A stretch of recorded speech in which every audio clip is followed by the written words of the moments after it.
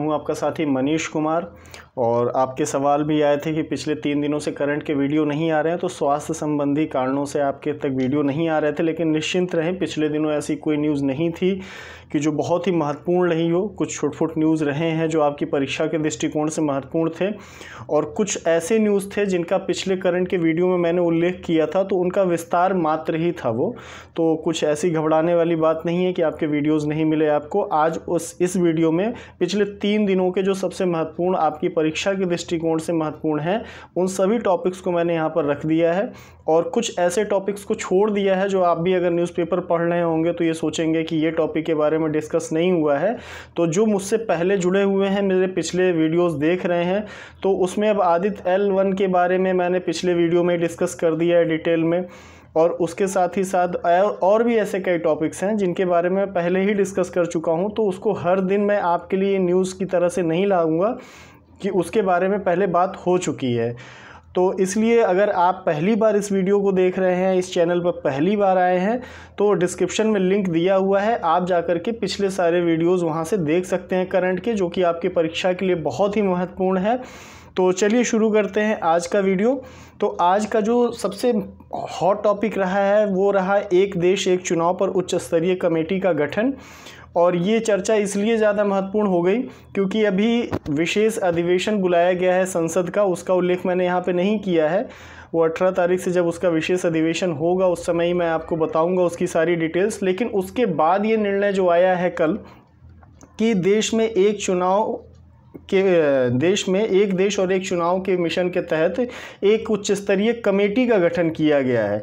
तो देश में पंचायत से लेकर विधानसभा और लोकसभा के सभी चुनाव एक साथ कराने की संभावनाओं को जांचने के लिए 1 सितंबर 2023 को एक उच्च स्तरीय कमेटी का गठन किया गया। और इस कमेटी का अध्यक्ष किसको नियुक्त किया गया है, तो पूर्व राष्ट्रपति श्री रामनाथ कोविंद जी को इसका अध्यक्ष नियुक्त किया गया है। और निश्चित मानिए 101% कि आपको परीक्षा में ये प्रश्न मिलेगा ही मिलेगा। अभी इसकी कार्यप्रणाली और इसके सदस्यों के बारे में कोई उल्लेख नहीं किया गया है, लेकिन समिति बना दी गई है 1 तारीख को ही, और इसके अध्यक्ष को भी नियुक्त कर दिया गया है जो पूर्व राष्ट्रपति रामनाथ कोविंद जी रहेंगे।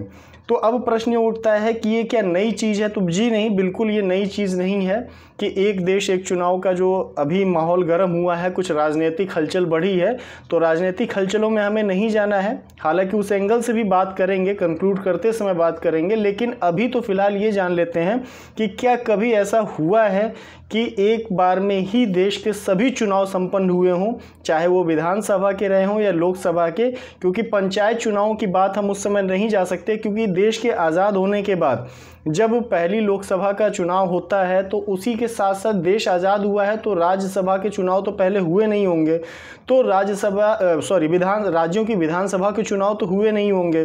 तो उस समय लोकसभा और राज्य विधानसभा के चुनाव भी साथ में होते चले गए। और साथ ही साथ ये कब तक चला है, तो आप देख लीजिए, नीचे लिखा है, ये डेट आप हमेशा याद रखिएगा। आपको प्री में भी पूछा जा सकता है कि इससे पहले कब कब एक साथ चुनाव हुए हैं राज्य के लोकसभा और देश के लोकसभा और राज्य विधानसभा के। तो 51 से 52 जो पहला चुनाव था हमारा इलेक्शन था, उसके बाद 57 में हुआ, फिर उसके बाद 62 में हुआ, और उसके बाद फिर 67 में। तो लोकसभा और विधानसभा के चुनाव एक साथ कराए गए। उसके बाद से जब राष्ट्रपति शासन और राज्य की विधानसभा को भंग करने के प्रावधान शुरू हो गए, जब राजनीतिक गतिरोध उत्पन्न होने लग गए, तब से ये विधानसभाओं के चुनाव अलग होने लग गए, एक साथ नहीं हो पाता। कभी ये होता था कि लोकसभा के चुनाव किसी विधानसभा के साथ लगे रहे, लेकिन ये बहुत बड़ी पहल है कि पंचायत चुनाव से लगाए आम चुनाव यानी लोकसभा के चुनाव को एक साथ कराया जाए। इसके लिए समिति गठित की गई है।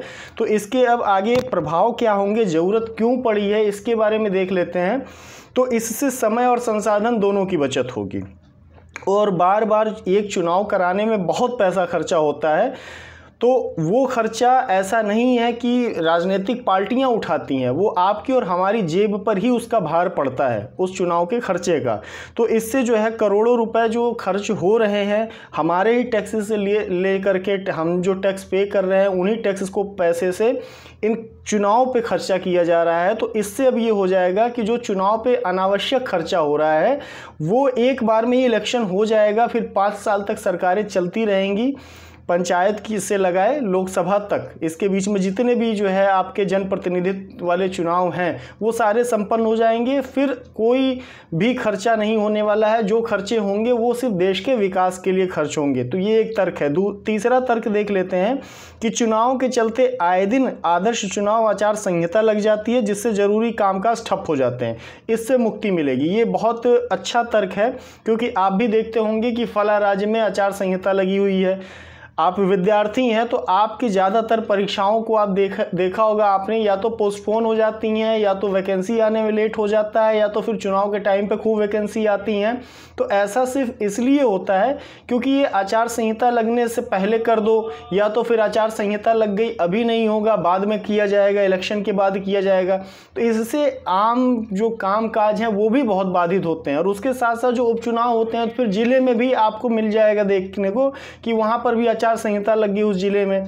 तो इस तरीके से बहुत सी व्यवधान उत्पन्न होते हैं जो करते देखा जाए आमतौर पे तो कुछ नहीं करते, क्योंकि हम इनमें ढल गए हैं। लेकिन वास्तविकता अगर इसके अंदर तक जाएंगे तो देखेंगे कि हमारा आम आदमी का जीवन बड़ा दुश्वार हो जाता है और हमारी जेब पे खर्चे बढ़ जाते हैं। कभी आप इलेक्शन के बाद देखेंगे, इलेक्शन से पहले तो हो सकता है कि आपको बाज़ारों में बड़ी सस्ती दिखाई दे जाए चीज़ें, लेकिन फिर महंगाई जो चुनाव का खर्चा है वो हमारी आपकी जेब पे कुछ महंगाई दर को बढ़ा करके ही वसूला जाता है, क्योंकि हम अपने कल्याण के लिए जनप्रतिनिधि चुन रहे हैं। ऐसा नहीं है कि ये बड़ी धोखाधड़ी वाली बात है। हम अपने लिए, अपने विकास के लिए हम किसी को चौधरी बना रहे हैं, किसी को प्रतिनिधि बना रहे हैं, तो उसका खर्चा तो हम ही उठाएंगे। तो ये तो जेन्युइन बात है। तो वो खर्चा हम पे भारित पड़ रहा है और वो देश के विकास पे अवरुद्ध कर देता है इस तरीके से बार बार का चुनाव होना। चौथा तर्क इसमें देख लेते हैं जो बहुत ही महत्वपूर्ण ये तर्क भी है कि जो चुनाव प्रतिशत देखने को मिलता है, आम चुनाव में आप देखेंगे तो चुनाव प्रतिशत आपको 65-67% ही आपको वोटिंग मिलेगी, यानी मतदान मिलेगा। बाकी सारे लोग छुट्टी मना रहे होते हैं। जब पंचायत चुनाव की बारी आती है तो ट्रेनों में भर भर के लोग जाते हैं अपने गांव का मुखिया, क्षेत्र पंचायत के सदस्यों को या फिर ब्लॉक स्तर के लोगों को चुनने के लिए, प्रतिनिधियों को। तो उस समय वोट प्रतिशत बढ़ के हो जाता है 80 से 90%। तो ये आप भेद भी देख सकते हैं। तो इसलिए जो है मैंने अभी पिछले करंट के वीडियो में बताया था कि सचिन तेंदुलकर जी को आइकॉन बनाया है अपना इलेक्शन कमीशन ने। तो वो आइकॉन बनाया है विशेषतः नगरीय क्षेत्र में रहने वाले मतदाताओं के लिए, क्योंकि नगरीय क्षेत्र के रहने वाले युवा या मतदाता जो हैं वो चुनाव के दिन को छुट्टी का दिन मान लेते हैं और वो वोट करने नहीं जाते हैं। तो उस जागरूकता के लिए सचिन तेंदुलकर को बनाया गया है। जिन्होंने उस वीडियो को नहीं देखा है, लिंक में आपका डिस्क्रिप्शन में लिंक है, वहाँ जाके देख लीजिए। बहुत से और भी आपकी काम की वीडियोज़ पड़े हुए हैं करंट के, जो आपको एग्जाम में फ़ायदा करेंगे। तो इसीलिए मैं यहाँ पर जो ये चौथा तर्क है बहुत ही महत्वपूर्ण है कि 67% आम चुनाव में वोटिंग हो रही है। तो यानी कि ग्रामीण क्षेत्र के लोग, जब ग्राम का चुनाव आता है तो फिर वो छुट्टियां ले करके जाते हैं, अपने गांव का मुखिया चुनते हैं अगर वो बाहर रह रहे होते हैं।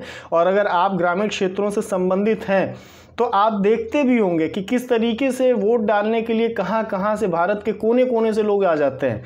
लेकिन जब आम चुनाव होता है तो आम चुनाव पे इतना फोकस नहीं रहता है। सिर्फ मतगणना के दिन ये देखने के लिए बैठ जाते हैं कि किसकी सरकार बन रही है। तो इससे ये होगा कि जब एक साथ चुनाव होंगे तो जो एक ही दिन उनको पंचायत भी चुननी है, एक ही दिन उनको विधानसभा भी चुननी है और एक ही दिन लोकसभा भी चुननी है। तो इस तरीके से जब वो एक के लिए जा रहे हैं तो एक ही साथ वो तीनों राज्य और केंद्र स्तर पे भी इलेक्शन को देख लेंगे और वहाँ भी वो मतदान प्रतिशत बढ़ जाएगा। तो इससे ये एक सबसे बड़ा जो फ़ायदा है वो तो मुझे बड़ा अच्छा लगा ये तर्क, और ये सही भी है। तो ये आप देख सकते हैं ज़रूरत क्यों, इसके बारे में हो गया। अब करना क्या होगा, अगर कमेटी पूरी तरह से गठित हो गई, अभी सदस्यों का चयन नहीं हुआ है, और इसकी कार्यप्रणाली क्या होगी और किन किन मुख्य बिंदुओं पे ये कमेटी विचार करेगी, संभावनाओं को देखेगी, अभी ऐसा कुछ भी नहीं बताया गया है। सिर्फ समिति का गठन हो गया है और उसके अध्यक्ष को नियुक्त कर दिया गया है। तो अगर ये समिति ऐसा रिकमेंड कर देती है या फिर ऐसा अपनी बात को रख देती है कि हाँ कराया जा सकता है और ये संभावनाएं हैं, तो फिर क्या होगा, तो होगा ये कि एक देश एक चुनाव के लिए विधेयक को, देश के कम से कम संविधान संशोधन विधेयक है तो आधे राज्यों की सहमति तो चाहिए ही होगी। विधानसभा देश के आधे राज्यों की विधानसभा के से पारित होना आवश्यक होगा इस विधेयक को। उसके बाद जब वहाँ से पारित हो जाएगा तो इस संविधान संशोधन के तहत दोनों सदनों में अलग अलग पास कराना होगा। सामान्य विधेयक नहीं, ये संविधान संशोधन विधेयक है, तो इसका दोनों सदनों में पास होना ज़रूरी है। और आप इस चैनल को और ज़्यादा से ज़्यादा प्लीज़ सब्सक्राइब करें ताकि आपके लिए और भी विषयों के वीडियोज़ आ सकें। तो ये इन बातों को डिटेल में समझाने में वहाँ पर अच्छा लगेगा कि ये पॉलिटी का टॉपिक है, इसके बारे में क्या क्या होते हैं, क्योंकि करंट के वीडियो की एक लिमिटेशन है कि आपको इन्फॉर्मेशन दे दी जाए। यहाँ पर मैं आपको पॉलिटी पढ़ाने बैठ जाऊँ तो वो भी संभव नहीं है, क्योंकि मेरी भी बाध्यताएँ हैं। तो संविधान संशोधन के जरिए इसे दोनों सदनों में अलग अलग पारित करवाना होगा। उसके बाद कम से कम जब आधे राज्यों की सहमति हो जाएगी कि ठीक है आपने ये विधेयक पास कर दिया, एक्ट बना दिया है, ये संशोधन लागू हो रहा है, तो अब हम इसकी सहमति देते हैं, हम अपने राज्यों में भी इसको लागू करेंगे। तो जब आधे से ज़्यादा राज्य या आधे राज्य इसकी सहमति दे देंगे तब जाकर के इसे लागू किया जा सकेगा। और इसके साथ ही साथ इसमें जो 5 महत्वपूर्ण अनुच्छेद हैं संविधान के, उनमें भी संशोधन करना होगा। अब उन अनुच्छेदों को देख लें, क्योंकि आपसे प्रश्न पूछ सकता है परीक्षा में कि दिए गए किन किन अनुच्छेदों को एक देश एक चुनाव के तहत संशोधित करना पड़ेगा।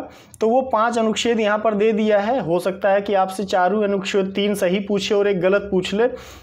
तो वो जो 5 अनुच्छेद हैं जो सीधे इस मिशन के लिए, इस उद्देश्य के लिए अगर बनाया गया ये कानून, तो उनको संशोधित करना पड़ेगा। तो वो कौन सा है? तो अनुच्छेद 83 ये दोनों सदनों की अवधि से संबंधित है।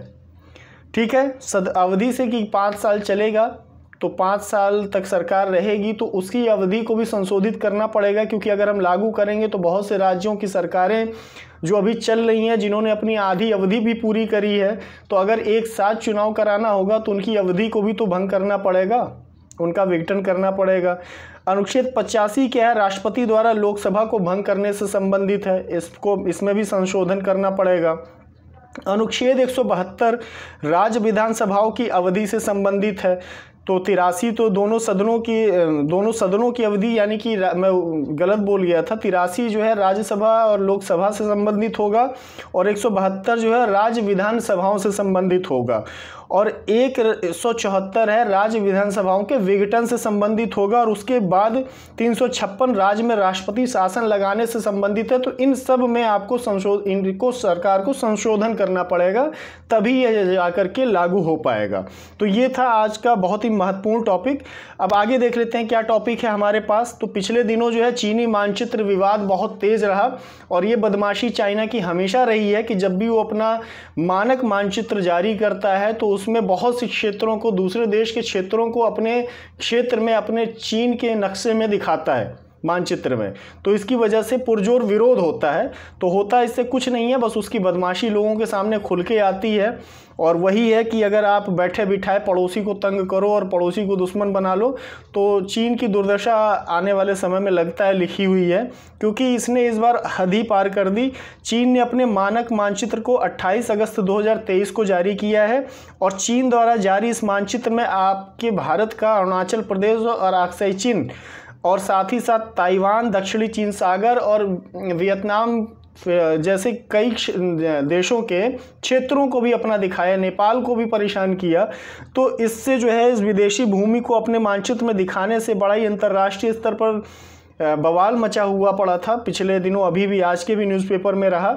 तो चीन की इस बदमाशी पे सारे ही देश एकजुट हैं। तो भारत की तरफ से भी इसका पुरजोर विरोध दर्ज कराया गया है अंतर्राष्ट्रीय स्तर पर।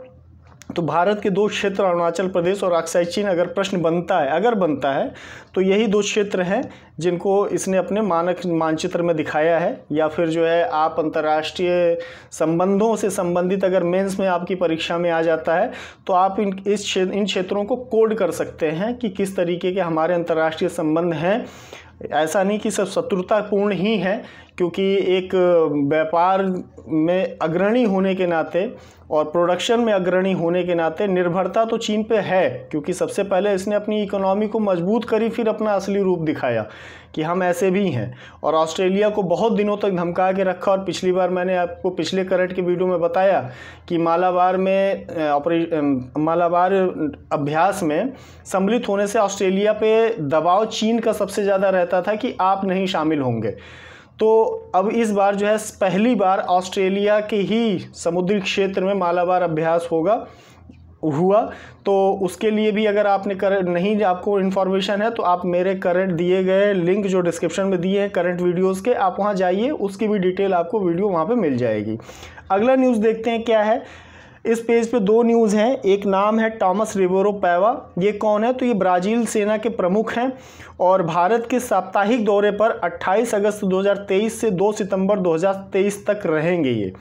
तो आज इनका आखिरी दिन है, आज 2 तारीख है ये, इसके बाद ये चले जाएंगे। और उनके सम्मान में पोखरण में युद्ध अभ्यास का प्रदर्शन किया गया। तो अब इसका प्रश्न कैसे बनेगा? तो किस देश के, प्रश्न सुन लीजिए, वो लोग भी सुन लें जो परीक्षा में बैठने वाले हैं, वो लोग भी सुन लें जो क्वेश्चन आंसर फॉर्मेट में करंट के वीडियोस बनाते हैं, उनके लिए भी फ़ायदेमंद है। तो किस देश के सेनाध्यक्ष का अगस्त के अंतिम मास में भारत का दौरा किया? किस देश के सेनाध्यक्ष ने? कोई राष्ट्रीय अध्यक्ष नहीं, सेनाध्यक्ष ने किया। तो वो रहे ब्राज़ील के सेनाध्यक्ष। अगर ये पूछ ले कि टॉमस रिबेरो पैवा, प्रश्न ऐसे भी बन सकता है, टॉमस रिबेरो पैवा किस देश के सेनाध्यक्ष हैं जो भारतीय दौरे पे अगस्त के आखिरी सप्ताह में रहे? तो वो कौन है? ब्राज़ील के सेना प्रमुख हैं। दूसरा देख लेते हैं, जो इस पेज का दूसरा करंट न्यूज़ है कि 4 देशों के राजदूतों का परिचय पत्र राष्ट्रपति द्रौपदी मुर्मू ने 19 अगस्त 2023 को स्वीकार किया। जब भी किसी देश का राजदूत भारत आता है तो सबसे पहले उसे अपना आईडी प्रमाण पत्र जो वहाँ की सरकार ने जारी किया है, जिसके तहत उसको जा कर के दूसरे देश में नियुक्ति लेनी है, तो राष्ट्र प्रमुख के सामने उपस्थित करना पड़ता है। तो इसी परंपरा का पालन करते हुए 4 देशों ने 29 अगस्त 2023 को राष्ट्रपति द्रौपदी मुर्मू के सामने अपना परिचय पत्र और प्रमाण पत्र जो भी वहाँ से उनके देश ने इशू किया था ज्वाइनिंग का, तो वो सब जो है ला करके द्रौपदी मुर्मू जी, राष्ट्रपति द्रौपदी मुर्मू जी के सम्मुख उपस्थित किया और उसको स्वीकार भी किया राष्ट्रपति ने हमारी। और वो देश कौन कौन से हैं, अगर ये प्रश्न बन जाए कि निम्न में से किन देशों ने 29 अगस्त 2023 को अपना परिचय पत्र राष्ट्रपति द्रौपदी मुर्मू को सौंपा, तो वो देश हैं Ukraine, Estonia, Norway, Burkina Faso. Ukraine, Estonia, Norway और बुर्किना फासो। आपके लिए होमवर्क ये है कि आप इनकी कैपिटल कमेंट बॉक्स में ज़रूर लिखें। मैं यहाँ दे सकता था, लेकिन आप जब तक खुद से चीज़ों को नहीं खोजोगे तब तक वो आपके दिमाग में नहीं रहेंगी। और एक बार आप इसको खोज लोगे तो फिर आज से 5 साल तक तो उम्मीद करो कि आपसे ये भूलने वाली चीज़ नहीं है कि यूक्रेन का या एस्टोनिया का या नॉर्वे या बुर्किना फासो की कैपिटल क्या है, इनकी लोकेशन क्या है। और मैं बार बार कहता हूँ कि जब भी आप मेरी करंट वीडियो देखा करो तो आपके सामने एटलस खुला होना चाहिए। अगला देखते हैं करंट। 49वां किंग्स कप 2023। किंग्स कप जो है ये 49वां संस्करण है और किससे संबंधित है? तो ये फुटबॉल टूर्नामेंट मैच है और ये कहाँ पर होगा? तो ये चियांग माई थाईलैंड में होने वाला है। कब होगा? तो 7 से 10 सितंबर 2023 को होगा। और सम्मिलित होने वाले 4 देश कौन से हैं? तो भारत, थाईलैंड, लेबनान, इराक। और इन 4 देशों की फुटबॉल में विश्व रैंकिंग कितनी है? विश्व में ये कौन से नंबर पे ये 4 देश आते हैं, ये फुटबॉल टीम इनकी आती है? तो इसमें इराक 17वें स्थान पे है, 70 पे। भारत का 99वां स्थान है, 99वां स्थान है। लेबनान 100वें स्थान पे है और थाईलैंड 113वें स्थान पे है। और महत्वपूर्ण यहाँ पर और जो है ये है कि भारतीय टीम के कप्तान कौन रहेंगे? तो मनवीर सिंह रहेंगे। सुनील छेत्री कप्तान हैं अभी, लेकिन इस दौरे के लिए मनवीर सिंह को कप्तान बनाया गया, क्योंकि सुनील छेत्री की अभी अगर आप पिछले कुछ ऐसा एग्ज़ाम वाला न्यूज़ नहीं था कि मैं उसको कवर करके आपके लिए यहाँ पे रखता, तो सुनील छेत्री की एक बड़ी प्यारी बेटी का जन्म हुआ था जिसकी वजह से वो छुट्टियों पे चले गए थे। तो इसलिए इस किंग्स कप के लिए कप्तान रहेंगे मनवीर सिंह। और भारतीय पुरुष हॉकी टीम के कोच कौन है? तो इगोर स्टिमक हैं। अब देखिए 49वां विश्व कप की बात, 49वां किंग्स कप की बात कर ली है मैंने। इसका आयोजन कब हो रहा है? 7 से 10 सितंबर 2023 को।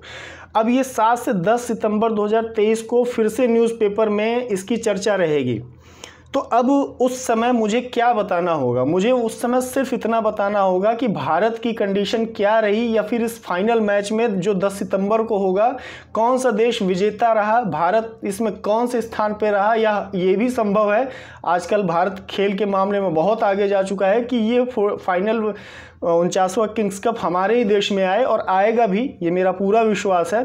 तो अब उस समय मैं न्यूज़ अगर आपको बताऊंगा तो उसकी कंडीशन बताऊंगा। और ये बात अब मैं क्यों कर रहा हूँ? ये बात मैं इसलिए कर रहा हूँ क्योंकि जो भी बच्चे जिन्होंने मुझे व्हाट्सअप किया, टेलीग्राम किया, या फिर मेल किया, या कमेंट में कहा कि वीडियोज़ नहीं आई, तो पिछले दिनों के जो न्यूज़ रहे हैं वो मेरे पिछले करंट के वीडियो से ही कनेक्टेड थे। अब उनके बारे में मैंने चर्चा पहले कर दी, तो अब उसको और विस्तार प्रतिदिन उसको मैं आपको रिपीट कर करके बताऊं, तो जबकि मैंने उसकी पूरी डिटेल दे दी है आपको। तो इसलिए जो भी आप करंट के वीडियोस देखा करें तो आप अपने दिमाग में ध्यान रखा करें कि इसकी टाइम क्या है, क्योंकि उस समय हो सकता है कि मैं बहुत डिटेल में आपको ये न्यूज़ कवर करके आपके लिए फैक्ट ना बना पाऊँ। तो ये रहा 49वां किंग्स कप, और ध्यान से देखा करें वीडियोस को, सुना करें, लिखा भी करें, चाहे तो स्क्रीनशॉट ले लिया करें।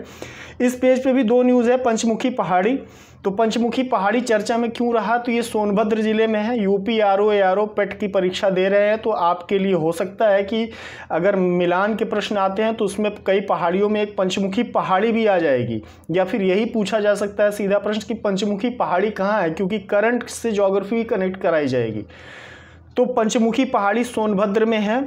और पंचमुखी पहाड़ी चर्चा में क्यों रहा? कि पंचमुखी पहाड़ी से 2 किलोमीटर के क्षेत्र में 23 शैलाश्रय मिले हैं, यानी कि गुफा मिले हैं, जिसमें लोगों के रहने के साक्ष्य मिले हैं, और इनमें चित्रकारी की गई है। जैसे आप भीमबेटका में देखते हैं शैल चित्र, वैसे यहाँ पर भी चित्रकारी की गई है, और इसमें इस्तेमाल हुए रंगों का अध्ययन किया जा रहा है। और ये खोज या यह रिसर्च कर कौन सी विश्वविद्यालय रहा है? तो BHU बनारस हिंदू विश्वविद्यालय के द्वारा ये रिसर्च कराया जा रहा है। और अब आ जाते हैं मेजर ध्यानचंद जयंती। मेजर ध्यानचंद जयंती कब रही? तो ये भी यूपी आरओ पेट के लिए तो बहुत ही महत्वपूर्ण है। 29 अगस्त 2023 राष्ट्रीय खेल दिवस, 29 अगस्त 2023 को मेजर ध्यानचंद की जयंती होती है, और हॉकी का जादूगर माना जाता है इन्हें, कहा भी जाता है, ये उपमा भी दी गई है इन्हें, उपाधि हॉकी का जादूगर। तो 29 अगस्त 2023 को इनकी जयंती मनाई जाती है, और राष्ट्रीय खेल दिवस 29 अगस्त को मनाया जाता है मेजर ध्यानचंद की याद के उपलक्ष्य में ही। और इस समय और क्या एक महत्वपूर्ण घटना हुई है, वो ये हुई है कि झांसी में उत्तर प्रदेश के मुख्यमंत्री योगी आदित्यनाथ द्वारा मेजर ध्यानचंद जी की 25 फीट ऊंची प्रतिमा का अनावरण किया गया। तो प्रश्न निश्चित तौर पर रखा हुआ है आपकी परीक्षा के लिए, UPPCS के माध्यम से होने, उत्तर प्रदेश लोक सेवा आयोग के माध्यम से होने वाले APS और समीक्षा अधिकारी और अधीनस्थ सेवा चयन आयोग के पेट की परीक्षा में आप निश्चित तौर पर देख लीजिएगा, ये प्रश्न आएगा ही आएगा कि मेजर ध्यानचंद की 25 फीट ऊंची प्रतिमा का अनावरण कहाँ किया गया, या प्रश्न ये बन सकता है कि कब किया गया। तो 29 अगस्त 2023 को, और कहाँ किया गया? तो झांसी में।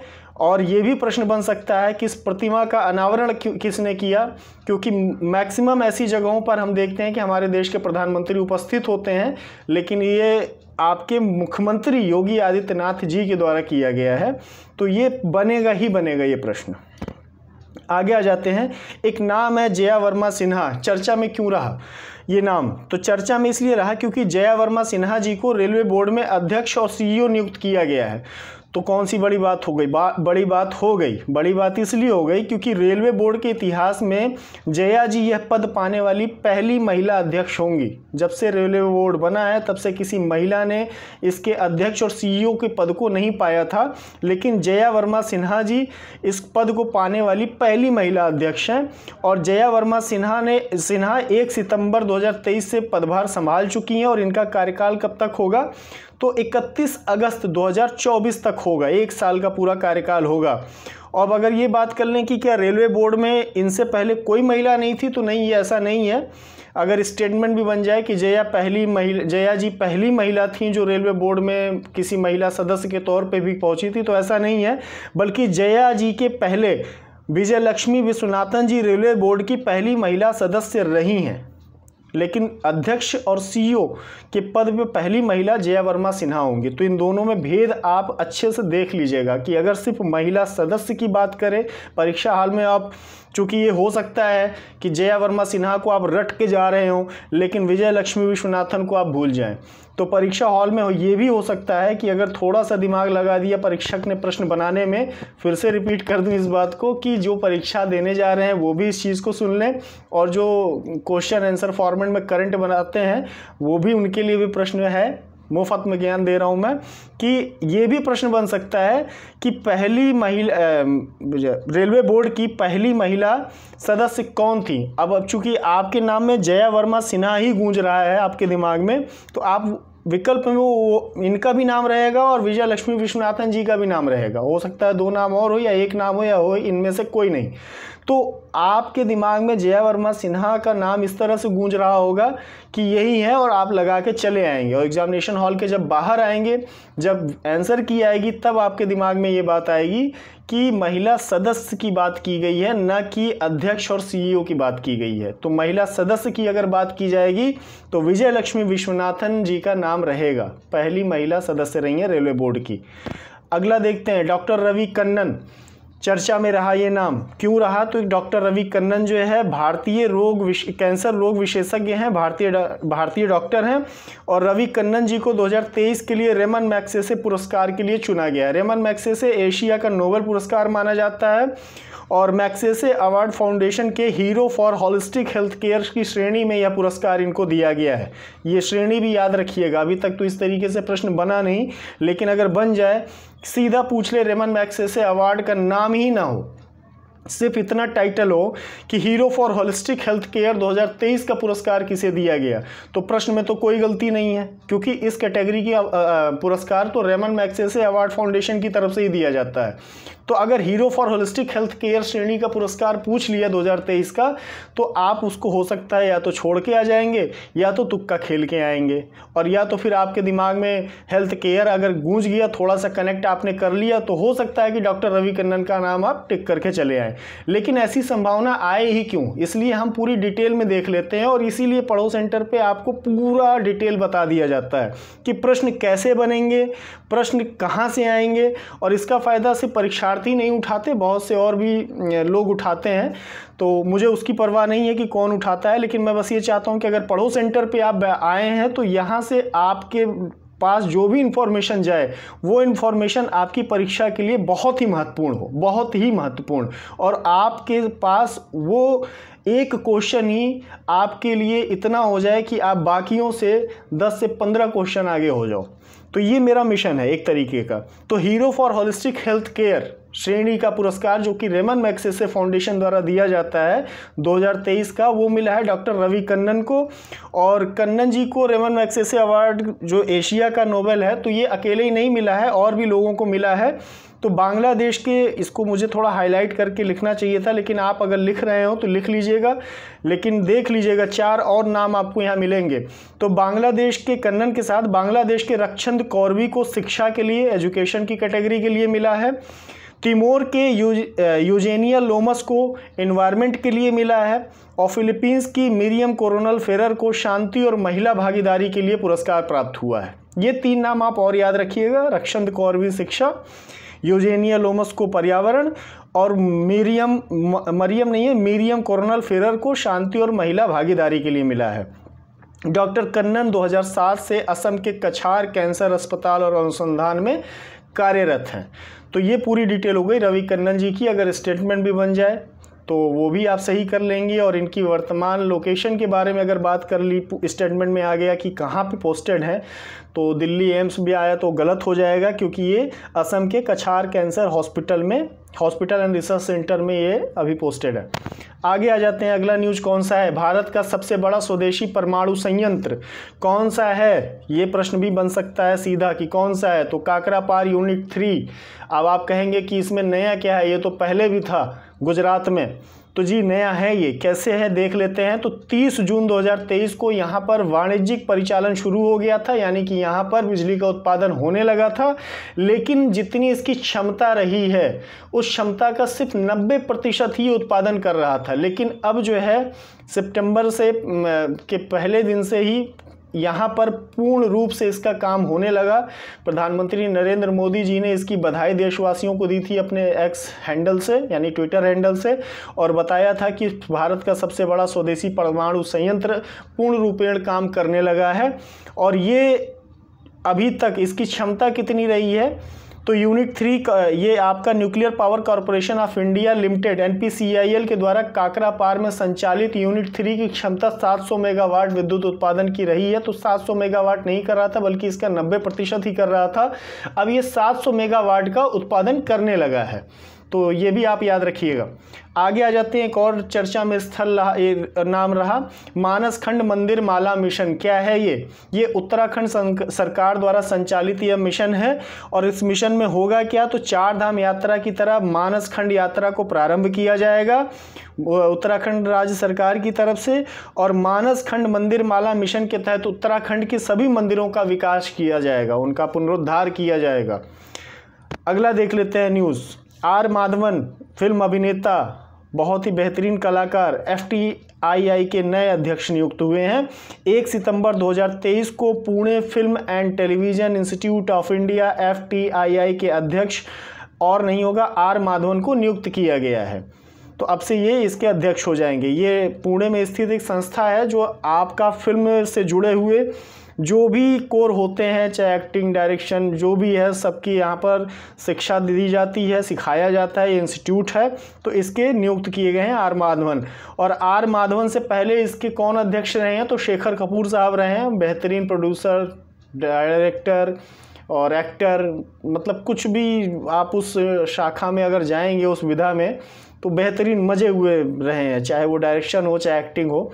बैंडिट क्वीन जैसी मूवी को भी इन्होंने डायरेक्ट किया, और भी बहुत से बढ़िया बढ़िया जो आप परीक्षा के दृष्टिकोण से प्रधानमंत्री सीरियल देखते हैं तो उसमें भी आप देखेंगे तो इनकी एंकरिंग रही है। इन्होंने ही बड़े अच्छे ढंग से प्रधानमंत्री के सारे एपिसोड जो पार्ट 1 और 2 आए हैं उसको दिखाया है। आर माधवन की बात करें तो आर माधवन की film rocketry the Nambi impact ने राष्ट्रीय फिल्म पुरस्कार के तहत सर्वश्रेष्ठ फीचर फिल्म का पुरस्कार प्राप्त किया। ये अभी पिछले करंट के वीडियो में जो राष्ट्रीय फिल्म पुरस्कार की बात की गई थी उसमें नाम आया था। तो अगर फिर से मैं कह दे रहा हूँ कि आप पहली बार देख रहे हैं इस चैनल को, तो डिस्क्रिप्शन में जाइए और करंट के सारे वीडियोस वहाँ पे आपके लिए अवेलेबल हैं, उनके लिंक आप उनको ज़रूर देखिए। अगला न्यूज़ कौन सा है हमारा, भारतवंशी थर्मन खडमुरत्नम, इनके बारे में भी पिछले करंट के वीडियोस में मैंने पूरी डिटेल बात कर रखी थी। उस समय मैंने बताया था कि ये चुनाव लड़ने वाले हैं और भारतवंशी हैं और बड़े ही काबिल व्यक्ति, अर्थशास्त्री हैं, और भी बहुत सारी डिटेल दी थी कि कहाँ कहाँ इन्होंने काम किया है। तो आप प्लीज़ जाइए और लिंक दिया हुआ है, वहाँ जाकर के पिछले वीडियोस देखिए, उसमें ज़रूर आपको इनके बारे में पूरी डिटेल मिल जाएगी। मैंने उस समय बताया था कि ये चुनाव लड़ने वाले हैं, भारतीय मूल के हैं। तो खडमुरत्नम जो है सिंगापुर के नए राष्ट्रपति निर्वाचित हो गए हैं। इनको पढ़ो सेंटर की तरफ से और भारतीयों की तरफ से बहुत बहुत बधाई। और ये उस समय भी बताया था, एक लाइन और मैं फिर से ऐड कर दिया यहाँ कि 2011 से 2019 तक सिंगापुर के उप प्रधानमंत्री भी रह चुके हैं और बहुत ही काबिल इंसान रहे। किसी भी अंतर्राष्ट्रीय संस्था का आप नाम ले लीजिए, सब लगभग सब में इन्होंने काम किया, अपनी सेवाएँ दी हैं। और ये सिंगापुर का सौभाग्य है, कितना काबिल इंसान प्रधानमंत्री बना। आगे देख लेते हैं डी गुकेश। डी गुकेश हैं कौन, ये नाम है, दक्षिण के निवासी हैं, चेन्नई के 17 वर्षीय ग्रैंड मास्टर शतरंज के खिलाड़ी हैं। गुकेश ने बाकू में फिडे विश्व कप के क्वार्टर फाइनल में मैग्नस कार्लसन को हराकर भी विश्व रैंकिंग में भारत के ही विश्वनाथन आनंद से आगे निकल गए। अब इनकी रैंकिंग, विश्व रैंकिंग जो है, ये विश्वनाथन आनंद और डी गुकेश हैं तो दोनों टॉप 10 में, लेकिन अब इनकी रैंकिंग विश्वनाथन आनंद से ऊपर है। फिडे की जो विश्व शतरंज चैंपियनशिप की संस्था है ने 1 सितंबर 2023 को जारी रैंकिंग में भारत के गुकेश की रेटिंग होगा का अंक कितना है, 2758 है तथा विश्वनाथन आनंद की रेटिंग अंक 2754 है। 4 अंकों से पीछे हो गए हैं विश्वनाथन आनंद डी गुकेश के 17 साल के एक नए ग्रैंड मास्टर से भारत के, और ये दोनों टॉप 10 में है। और इसमें एक और नाम बड़ा ही आजकल चर्चा में है, एक अन्य ग्रैंड मास्टर आर प्रज्ञानंद की विश्व रैंकिंग में स्थान कितना है, तो 19वां है। और बहुत ही तारीफ हो रही है आर प्रज्ञानंद की विश्व रैंकिंग शतरंज के क्षेत्र में। तो अब अगला न्यूज़ देखते हैं। डॉक्टर रमेश कुंतल, तो आज का आखिरी टॉपिक है और डॉक्टर रमेश कुंतल के बारे में जान लेते हैं। तो साहित्य अकादमी पुरस्कार से सम्मानित सुप्रसिद्ध समालोचक हिंदी के डॉक्टर कुंतल का निधन हो गया 94 वर्ष की आयु में। कब हुआ है, तो 1 सितंबर 2023 को चंडीगढ़ में हो गया है। और डॉक्टर कुंतल की इच्छा के अनुसार उनके पार्थिव शरीर को पीजीआई को दान कर दिया गया। इनकी इच्छा थी कि हमें जलाया नहीं जाए, हमारा दाह संस्कार न किया जाए, बल्कि हमारे शरीर को रिसर्च के लिए या फिर आने वाले समय में पढ़ाई के लिए किसी संस्थान को दान कर दिया जाए, मेडिकल संस्थान को। तो उसी के तहत पीजीआई को दान कर दिया गया। और यह हजारी प्रसाद द्विवेदी जी, जो हिंदी से जुड़े हुए लोग हैं उनको पता होगा, हजारी प्रसाद द्विवेदी एक महत्वपूर्ण स्तंभ रहे हैं हिंदी के। तो हिंदी के प्रसिद्ध हजारी प्रसाद द्विवेदी जी के शिष्य रहे। और मज़े की बात कि इन्होंने फिजिक्स, केमिस्ट्री और मैथ से बीएससी की और बाद में हिंदी लिटरेचर से इन्होंने पीएचडी की। और पीएचडी करने के बाद इन्होंने गुरु नानक देव विश्वविद्यालय अमृतसर के हिंदी डिपार्टमेंट में प्रोफेसर रहे और हेड ऑफ डिपार्टमेंट में भी रहे। और भी चीज़ें इनकी उपलब्धियां जुड़ती हैं क्या, कि हरियाणा सरकार ने 2014 में, मैं टाइप है गलत है, में पंडित माधव प्रसाद मिश्र सम्मान से इनको सम्मानित किया था। और साथ ही साथ यूपी आरओ एआरओ, खास करके आरओ के लिए तो बहुत ही महत्वपूर्ण है, आरओ एआरओ के लिए और पेट के लिए भी महत्वपूर्ण है। आरओ एआरओ के जीएस के पेपर में भी आपको ये करंट न्यूज़ में भी आ सकता है। और पिछला ट्रेंड अगर आप देखें हिंदी के पेपर में कि साहित्यकार और साहित्यकारों से जुड़े हुए उनकी रचनाओं के बारे में भी पूछ लिया था। तो अगर वही ट्रेंड को फॉलो किया जाए तो किसी भी साहित्यकार को इस समय अगर करंट में आपके सामने आ रहा है तो छोड़िएगा मत, अच्छे से रटिएगा, अच्छे से ध्यान दीजिएगा। तो उत्तर प्रदेश हिंदी संस्थान द्वारा साहित्य भूषण और डॉक्टर लोहिया साहित्य सम्मान से भी इनको सम्मानित किया जा चुका है। आरओ के करंट पेपर में भी आ सकता है और हिंदी के पेपर में भी आ सकता है। और 2017 के लिए केंद्रीय साहित्य अकादमी द्वारा विश्व मिथक सरित सागर, इनकी रचना है, के लिए इनको साहित्य अकादमी पुरस्कार भी प्रदान किया गया। तो अगर रचना भी पूछ ले आपको समीक्षा अधिकारी या फिर पेट की परीक्षा में, तो या किसी भी स्टेट की परीक्षा में, तो इनकी रचना कौन सी है, तो विश्व मिथक सरित सागर के लिए इनको साहित्य अकादमी पुरस्कार प्रदान किया गया। कब प्रदान किया गया, 2017 में। और पंजाब सरकार ने इन्हें शिरोमणि हिंदी साहित्यकार सम्मान से भी अलंकृत किया था, क्योंकि ये अमृतसर विश्वविद्यालय में हेड ऑफ डिपार्टमेंट भी रहे और वहाँ पे भी सेवा दी थी। तो दोस्तों ये था आज का वीडियो, और आज का वीडियो कैसा लगा आप कमेंट करके ज़रूर बताएं। और प्लीज़ इस चैनल को ज़्यादा से ज़्यादा और सब्सक्राइब करवाएं और करें भी। अगर आप पहली बार इस चैनल से जुड़े हैं तो आपके काम की वीडियोस इसमें मिलेंगे। आप जिस भी परीक्षा में बैठ रहे हैं तो ये करंट आपके लिए सहायक होंगे। और आप जो भी सुझाव देना चाहते हैं वीडियो से संबंधित, क्लासेस से संबंधित, तो आपके सुझाव का पूरी तरह से स्वागत है। और कैसा लगा ये वीडियो कमेंट करके ज़रूर बताइएगा। धन्यवाद। जय हिंद, जय भारत।